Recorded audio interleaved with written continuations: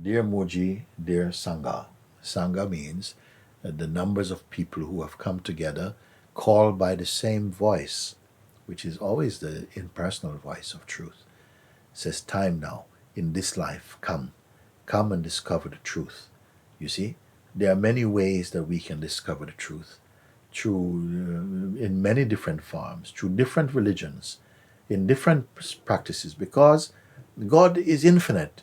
God is immense. You cannot limit God to one particular religion. Say only this religion knows God. This is nonsense things. God has as varied as people are. Each one of them can find God in a way, not just by their own imagination, but if they have that urge within them, already that urge is put in there by the grace of God and will lead them to the path that is right and suitable for them. Okay, I am glad and thankful to know you. I'm glad and thankful to know you had a safe trip back to Mantisahasha. Thank you for making this letter possible. Thank you for handling this situation of crisis with such generosity, care, and prudence. Thank you for your loving being. Thank you. Who is this? Kacha. I experienced this time as a great opportunity for going deeper. The opportunity of taking part online in the Rishikesh retreat was the starting point of this turning inside. Now life offers a retreat situation in daily life. Yes, this is true. My question in this crisis retreat is this. By rejecting contact to avoid the spreading of the virus, all kinds of issues related to relationship come up. I notice how, on one hand, I am very glad to stay with myself. And here is just the isness, or just what is. When I'm just by myself, I'm just as I am with myself. It feels very natural. I'm just as I really am. Okay. Sometimes moods arrive to which I get attached to, but this is observed and can pass. So sometimes moods come up, and for a moment I'm distracted, I get attached or involved in them. But then gradually my power and habit to observe them comes, and I see that they pass, so I don't have to run after them. Very good.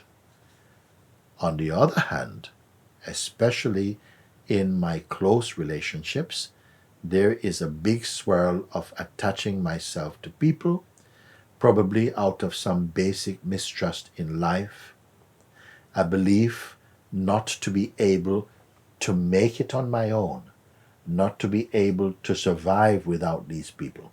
Okay, I need some water here.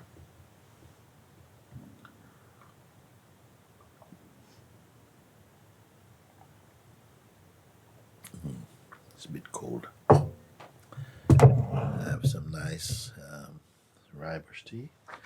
Or is it Tulsi tea? Let me see now. Tulsi, this is good.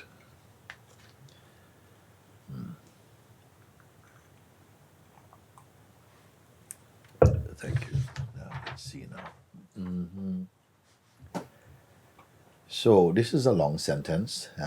On the other hand, especially in my close relationships, there is a big swirl of attaching myself to people. There's a big tendency of attaching myself to people. Some of you might know this and have this tendency also, probably out of some basic mistrust in life. And mistrust in life, so you attach yourself to people for companionship, for maybe a sense of safety, a belief in me not to be able to make it on my own, not to be able to survive without these people. So here, Kacha is saying, I have a big attachment in relationships with people, and which probably comes out of a basic mistrust about life. And this is common. This is common. For many people, they don't have a trust in life. And they have not developed the trust in life, nor come to see the trust that they can have in existence, because either through some conditioning, some misconceptions that you have to control things, otherwise they will just collapse into some kind of confusion, and everything will fall apart. And an excessive amount of these type of thoughts and feelings and fears can really create little space for you to enjoy your natural state of peace. So you become very needy, and needing people to comfort you, to give you a sense of being safe and so on. No? And also you have a sense that by yourself you're not going to be strong enough. These are debilitating thoughts. By yourself, in the truest way, you are powerful. By yourself, in the true sense, meaning that you are aware of who you truly are, not just a person identity with all the hang-ups and the idiosyncrasies and strangenesses that can come with personhood. But when you have gone beyond that, into the space of pure awareness, pure being, pure intelligence, pure love discovering, and spaciousness, powerful. It's not the power, you are empowered, but it's not a power to have power over people, but it's the power to love them truly without needing. And so this is a very important thing, Katya. You have the feeling that you will not be able to survive without these kind of relationships. So this is a great misconception, and one that it is good, and you will transcend this neediness. Because when you are in a relationship with anybody and you are needy, you somehow bring a lot of claustrophobia in their life also. Maybe their ego might be flattered in the beginning that somebody need them. But actually the truth is you don't need them. But when someone feels that you need them, they can abuse you also. And you open yourself up all kind of abuse, and you will take the abuse because you think that I prefer to have the abuse and have them with me than to not have the abuse and not have them with me. So these are the strangenesses that can happen when we are not established in our true center, you see. Okay. And there is a belief that these people won't make it without me also. Now, that is a disrespect to the power that is inherent, potentially or actually, in a human life.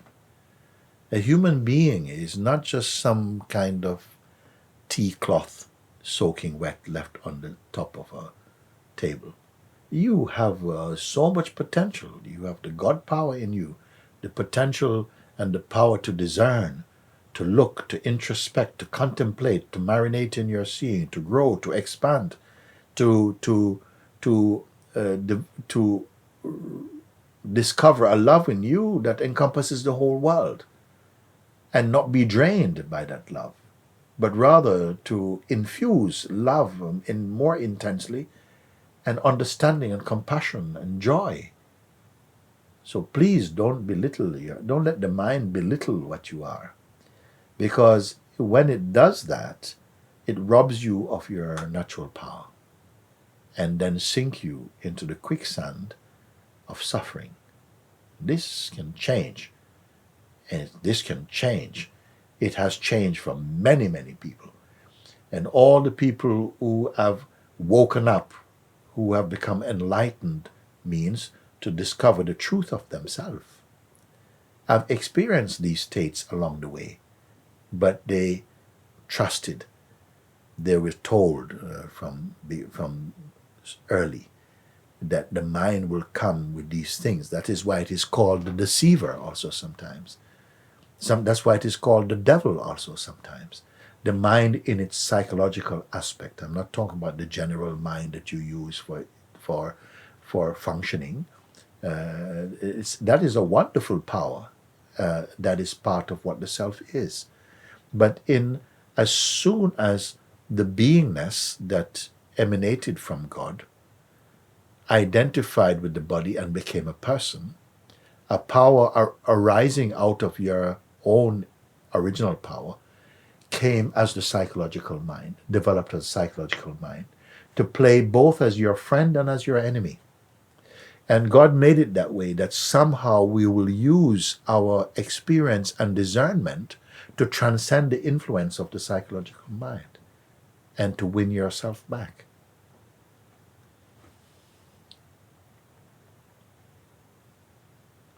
A huge neediness and an abuse by projecting this neediness on people is happening. How can I stop this? Muji, please guide me through this.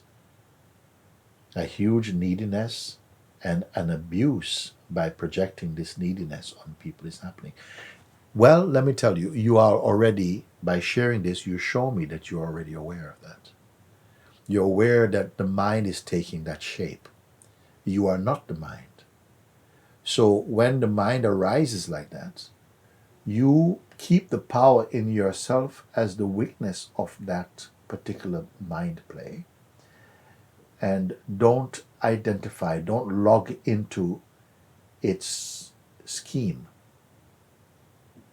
Simply stay as the weakness, which is neutral and which is of God, rather than the carnal mind, which is out to destroy your beauty and your joy. And you must be very, very earnest about this and very, very focused about it. And remember that grace is with you, that this is the highest purpose in your life. The highest opportunity is to transcend the influence of the psychological or deceiving aspect of the mind. And God is with you. This is why I said, don't believe your mind, because it will deceive you at first. But at the same time, the mind is very, very important for you to transcend and to win yourself back, to reach the holy state of an awakened being. We have to all go through this somehow. The Lord has designed the universe in this way, that we will all experience the duality play of good and evil, of right and wrong, of justices and injustices, of things that we are inclined to trust which are not trustworthy, to take the bite and yet to transcend the poison. All this, as much trouble has come to you, greater is the one, it is said, who is in you than that which is in the world. Meaning, the power within you is there, but you must log into it. You must connect up with the power of God and grace in your heart. And it is not difficult. All my talks are really guiding you to that discovery, you know.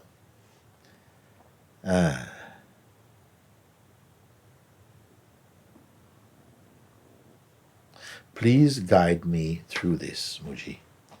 I am willing and ready to surrender this painful game, but there seems to be something in it of which I am still unconscious. Well, the something that's in it is there by habit, because sometimes the mind can, or the deceiver can promise you things that are enticing to your soul. They are things that promise you to fulfill your fantasies, your desires, and your projections at a human level. at a carnal level, it can give you pleasures, but it cannot give you happiness. You see? It can give you aloneness, but not peace.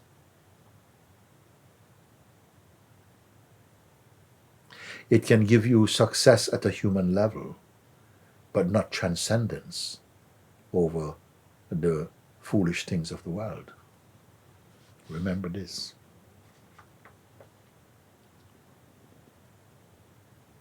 Please remove this ignorance and lead me into a deeper surrender. Yes, all that I share with you, Katya, is in transcending or removing, erasing the ignorance. You see, actually, God is perfect, and the seed of God in you, the Spirit of God in you, is perfect also. Your person is imperfect. Many times we are trying to make our person more perfect. That's a big river, and that also God made. That many people, because of such a strong identification with personhood, will travel this road of the evolution of personhood. That is fine. That may be. God takes care of that. But I say that God is perfectly within you also. And rather than trying to make the imperfect person perfect, I would say here in this path, if you remove the ignorance about who you are, you'll find that I don't have to bring in the truth of who you are, because when you remove, when you unveil, when you open the curtains of ignorance, the truth is already there to reveal itself. And our talks are just about that. And they are practical, they are possible, they are reachable. Reach is not a good word.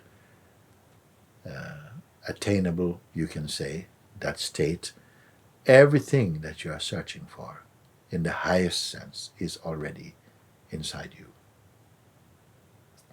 In the deepest of love, Katya.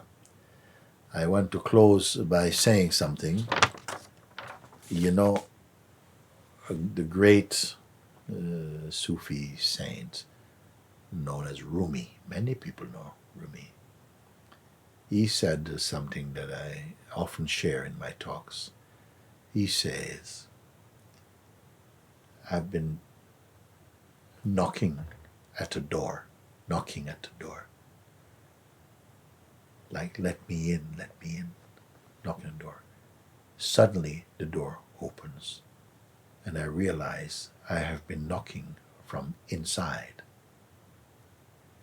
And when I first heard this, it was so potent. We are all already inside, in the truest sense. Our nature belongs to God. Who we are is in harmony with God, our essential nature. But while we pick up and are forced to live in a world of duality and of so much forces are at play, we forget, of course, and take ourselves to be only flesh and blood and conditioning and the learnings of this world. And then at some point we realize, with all our efforts and attaining all that we have done in a materialistic sense, in the physical way, it has not brought us to peace and happiness and completeness. So we find ourselves knocking at the door of life.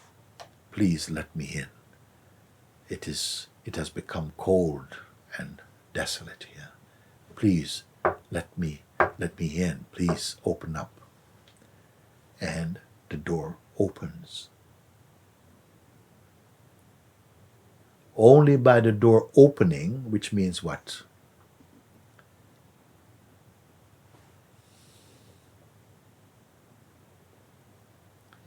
When you knock, at the door of God with your heart, God opens it to you. You are already inside. The opening door shows you, but you are already here, my child, it's saying. How foolish. You have always been here, but you are not aware that you are here in the real sense. You forgot yourself, and you imagine that you are outside of yourself, and you suffered, but yet your suffering has brought you back here. Knocking at the door, let me in. You had to come to that desperateness. Please let me in. Please save me. The door opens and you realize, I am already here. The opening of this door is the opening of grace that reveals your true nature. This time of trouble and challenge for humanity is compelling us to knock at the door. Help us, help me, help me. I don't want to die. The one who is free and who has found God is not afraid to die because they know they cannot die. The body will go. Every body will go. But your body is not you. Everybody will leave. But your body is not you. If your name is John, your body doesn't know its name is John. It is simply the vehicle, the instrument that is designed by God to house the spirit and the soul. So it is by divine ordination, no? That the breath of God lives in you. The Spirit of God is in you. When that spirit is awakened into consciousness, when you are conscious of that, you begin to blossom in your life. And I say that this is the wonderful thing about life, that we can all blossom into greater beauty, into deeper awareness, into higher consciousness, you see, of the truth. And this is the truth that it says sets you free, means make you aware of your innate freedom as the child of God, or the pure consciousness, if you want to put like that. Okay? So thank you for this opportunity to share a few thoughts and pointers, and that you have written in and given the opportunity to look at these at a time when we do have time. We do have time. This time that we are here is been offered to us. And using in this way, I feel, is one of the great ways, the greatest way of using time. To search for truth, to search for God, to search for yourself, whichever way we want to call it. But it is one truth. So continue in this, and bless you, bless you, bless you. The less we are believing ourselves to be an object, the more slow and heavy your journey is. The more you think like that, the more heavy, you know. The more you realize that somehow the understanding is happening, but I don't even know who I really am. Just something is expanding within me, and there is more joy and space. I feel more light and kind. I am not a rebel against life. I love life, and I love the living, and I care for increasingly for others and for my own people. And my own people is becoming everybody somehow. So all the very best to you. Thank you for your attention and your time. God bless you, and see you next time. Okay. Namaste.